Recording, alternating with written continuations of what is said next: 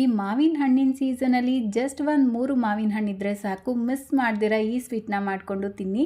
ಸಖತ್ ರುಚಿಯಾಗಿರುವಂಥ ಮಾವಿನ ಹಣ್ಣಿನ ಜಾಮೂನ್ ಮಾಡೋದನ್ನು ತಿಳಿಸ್ಕೊಡ್ತಾ ಇದ್ದೀನಿ. ನಾನು ಇದಕ್ಕೆ ಜಾಮೂನ್ ಅಂತ ಹೆಸರು ಕೊಟ್ಟಿದ್ದೀನಿ, ನೀವೇನು ಬೇಕಾದರೂ ಕರಿಬೋದು. ತಿನ್ನೋಕ್ಕೆ ಎಷ್ಟು ರುಚಿಯಾಗಿದೆಯೋ ಮಾಡೋಕ್ಕೆ ಅಷ್ಟೇ ಸಿಂಪಲ್ ಆಗಿರುತ್ತೆ.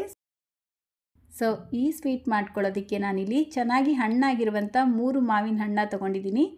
ಇದರ ಪಲ್ಪ್ ಮಾತ್ರ ಸಪ್ರೇಟ್ ಮಾಡಿಕೊಂಡು ಒಂದು ಬ್ಲೆಂಡರ್ ಜಾರ್ಗೆ ಹಾಕಿ ನೀರು ಸೇರಿಸ್ಕೊಳ್ದಿರ ರುಬ್ಬಿಟ್ಕೊಂಡಿದ್ದೀನಿ.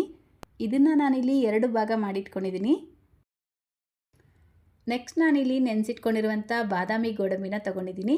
ಒಂದು ಅರ್ಧ ಗಂಟೆ ಮುಂಚೆ ಒಂದು 10 ಬಾದಾಮಿ 10 ಗೋಡಂಬಿನ ನೆನೆಸಿಟ್ಕೊಂಡು ಇದನ್ನು ಈ ನೀರಿನ ಸಮೇತ ಒಂದು ಬ್ಲೆಂಡರ್ ಜಾರ್ಗೆ ಸೇರಿಸ್ಕೊಂಡು ಇದರ ಜೊತೆಗೇ 4 ಟೇಬಲ್ ಸ್ಪೂನ್ ಹಾಲಿನ ಕೆನೆ ಸೇರಿಸ್ಕೊಳ್ತಾ ಇದ್ದೀನಿ. ಅಂದರೆ ಮಲಾಯಿನ ಸೇರಿಸ್ಬಿಟ್ಟು, ಹಾಲಿನ ಕೆನೆ ಇಲ್ಲ ಅಂದರೆ ಒಂದು 2 ಟೇಬಲ್ ಸ್ಪೂನ್ ಹಾಲಿನ ಪುಡಿ ಕೂಡ ಸೇರಿಸ್ಕೊಳ್ಬೋದು.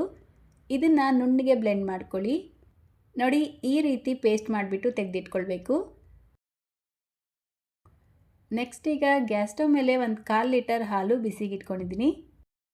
ಹಾಲು ಬಿಸಿಯಾಗಿದ್ದ ತಕ್ಷಣ ಇದಕ್ಕೆ ಬಾದಾಮಿ ಗೋಡಂಬಿ ಪೇಸ್ಟ್ ಏನು ಮಾಡಿಟ್ಕೊಂಡಿದ್ವಿ ಅದನ್ನು ಸೇರಿಸ್ಕೊಳ್ಬೇಕು. ಅದರ ಜೊತೆಗೇ ಒಂದು ಸ್ವಲ್ಪ ನೀರು ಸೇರಿಸ್ಬಿಟ್ಟು 2 ಟೇಬಲ್ ಸ್ಪೂನ್ ಸಕ್ಕರೆ ಸೇರಿಸ್ಕೊಂಡು ಇದನ್ನು ಒಂದು 5 ರಿಂದ 6 ನಿಮಿಷ ಕುದಿಯೋದಕ್ಕೆ ಬಿಡಬೇಕು. ಈ ರೀತಿ ಮಿಕ್ಸ್ ಮಾಡ್ಕೊಳ್ತಾ ಕುದಿಸ್ಕೊಳ್ಳಿ.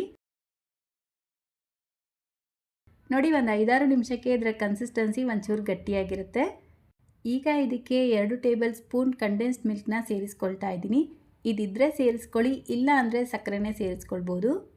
ಇದೆಲ್ಲವನ್ನು ಸೇರಿಸ್ಕೊಂಡು ಮತ್ತೆ ಒಂದು 2 ನಿಮಿಷ ಚೆನ್ನಾಗಿ ಕುದಿಸ್ಕೊಳ್ಳಿ. ನೋಡಿ, ಇದರ ಕನ್ಸಿಸ್ಟೆನ್ಸಿ ಈ ರೀತಿ ಒಂಚೂರು ಗಟ್ಟಿಯಾದರೆ ಸಾಕು. ಈಗ ಇದನ್ನು ತೆಗೆದು ಸೈಡ್ಗೆ ಇಟ್ಕೊಳ್ಳಿ. ನೆಕ್ಸ್ಟ್ ಈಗ ಒಂದು ಪ್ಯಾನ್ಗೆ 1 ಟೇಬಲ್ ಸ್ಪೂನ್ ತುಪ್ಪ ಸೇರಿಸ್ಬಿಟ್ಟು ಇದಕ್ಕೇ 3 ರಿಂದ 4 ಟೇಬಲ್ ಸ್ಪೂನ್ ರವೆ ಸೇರಿಸಿ ಲೋ ಫ್ಲೇಮ್ನಲ್ಲೇ ರೋಸ್ಟ್ ಮಾಡ್ಕೊಳ್ಬೇಕು. ನಾರ್ಮಲ್ ಉಪ್ಪಿಟ್ಟು ರವೆನೇ ಸೇರಿಸ್ಕೊಂಡಿರೋದು. ಕಲರ್ ಚೇಂಜ್ ಆಗೋವರೆಗೂ ರೋಸ್ಟ್ ಮಾಡ್ಕೊಳ್ಳೋದು ಬೇಡ, ಒಂದು 3-4 ನಿಮಿಷ ರೋಸ್ಟ್ ಮಾಡಿಕೊಂಡ್ರೆ ಸಾಕು. ನೋಡಿ, ಇದರ ಬಣ್ಣ ಲೈಟಾಗಿ ಚೇಂಜ್ ಆಗಿದ ತಕ್ಷಣ ಇದಕ್ಕೆ 1 ಕಪ್ ಹಾಲು ಸೇರಿಸ್ಕೊಂಡು ಮಿಕ್ಸ್ ಮಾಡ್ಕೊಳ್ಬೇಕು. ಗಂಟು ಇಲ್ಲದೆ ಇರೋ ಥರ ಮಿಕ್ಸ್ ಮಾಡ್ಕೊಳ್ಳಿ. ಗ್ಯಾಸ್ ಫ್ಲೇಮ್ನ ಕಡಿಮೆನೇ ಇಟ್ಕೊಳ್ಬೇಕು. ನೋಡಿ, ಒಂದು 2 ನಿಮಿಷ ರವೆನ ಬೇಯಿಸ್ಕೊಂಡು ಈಗ ಇದಕ್ಕೆ ಅರ್ಧ ಕಪ್ ಒಣ ಕೊಬ್ಬರಿ ತುರಿನ ಸೇರಿಸ್ಕೊಳ್ತಾ ಇದ್ದೀನಿ. ನೀವು ಬೇಕಿದ್ರೆ ಡೆಸಿಕೇಟೆಡ್ ಕೊಕೊನಟ್ ಪುಡಿ ಕೂಡ ಉಪಯೋಗಿಸ್ಬೋದು. ಅರ್ಧ ಕಪ್ ಹಾಲಿನ ಪುಡಿ ಅಂದರೆ 4 ಟೇಬಲ್ ಸ್ಪೂನ್ ಹಾಲಿನ ಪುಡಿ ಸೇರಿಸ್ಕೊಂಡು ಮಾವಿನ ಹಣ್ಣಿನ ಪ್ಯೂರಿ ಸೇರಿಸ್ಕೊಂಡು ಮಿಕ್ಸ್ ಮಾಡ್ಕೊಳ್ಳಿ. 1 ಕಪ್ ಮಾವಿನ ಹಣ್ಣು ಮಾತ್ರ ಉಪಯೋಗಿಸಿದ್ದೀನಿ. ಗ್ಯಾಸ್ ಫ್ಲೇಮ್ನ ಕಡಿಮೆನೇ ಇಟ್ಕೊಂಡು ಈ ರೀತಿ ಮಿಕ್ಸ್ ಮಾಡ್ಕೊಳ್ತಾ ಒಂದು 5 ನಿಮಿಷ ಇದನ್ನು ಬೇಯಿಸ್ಕೊಳ್ಬೇಕು. ಅಂದರೆ ಇದು ಚೆನ್ನಾಗಿ ಬೆಂದು ತಳ ಬಿಡೋಕ್ಕೆ ಶುರುವಾಗುತ್ತೆ, ಅಲ್ಲಿವರೆಗೂ ಮಿಕ್ಸ್ ಮಾಡ್ಕೊಳ್ತಾ ಇರಬೇಕು. ನೋಡಿ, ಇಷ್ಟು ಗಟ್ಟಿಯಾದರೆ ಸಾಕು. ಈಗ ಇದಕ್ಕೆ 1 ಟೇಬಲ್ ಸ್ಪೂನ್ ಸಕ್ಕರೆ ಸೇರಿಸ್ಕೊಳ್ತಾ ಇದ್ದೀನಿ. ಸ್ವಲ್ಪ ಬಾದಾಮಿ ಗೋಡಂಬಿನ ಸೇರಿಸ್ಕೊಂಡು ಮಿಕ್ಸ್ ಮಾಡ್ಕೊಳ್ಳಿ. ತುಪ್ಪ ಬೇಕು ಅಂತ ಅನಿಸಿದ್ರೆ ಇನ್ನೂ ಒಂಚೂರು ಸೇರಿಸ್ಕೊಳ್ಬೋದು. ಇಷ್ಟು ಗಟ್ಟಿಯಾದರೆ ಸಾಕು. ಗ್ಯಾಸ್ ಫ್ಲೇಮ್ನ ಆಫ್ ಮಾಡಿಕೊಂಡು ಇದನ್ನು ತಣ್ಣಗಾಗೋದಕ್ಕೆ ಬಿಡಬೇಕು. ನೋಡಿ, ಸ್ವಲ್ಪ ತಣ್ಣಗಾದ್ಮೇಲೆ ಕೈಗೆ ಒಂಚೂರು ತುಪ್ಪ ಹಚ್ಕೊಂಡು ಚಿಕ್ಕ ಚಿಕ್ಕ ಉಂಡೆಗಳಾಗಿ ಮಾಡಿಟ್ಕೊಳ್ಳಿ. ನಿಮ್ಗೆ ಯಾವ ಸೈಜಲ್ಲಿ ಬೇಕೋ ಆ ಸೈಜಲ್ಲಿ ಮಾಡ್ಕೊಳ್ಬೋದು.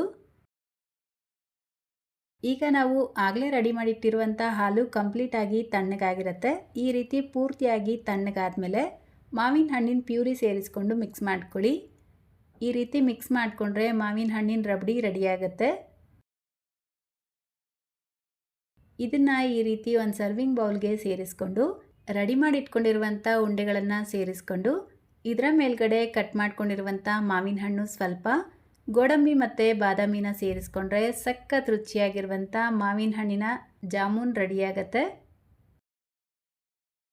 ಈ ಮಾವಿನ ಹಣ್ಣು ಸೀಸನ್ ಮುಗಿಯೋಷ್ಟರಲ್ಲಿ ಒಂದು ಸಲನಾದರೂ ಈ ರೆಸಿಪಿನ ಟ್ರೈ ಮಾಡಿ ಹೇಗಿತ್ತು ಅಂತ ಕಮೆಂಟ್ ಮಾಡಿ ತಿಳಿಸೋದನ್ನು ಮರಿಬೇಡಿ.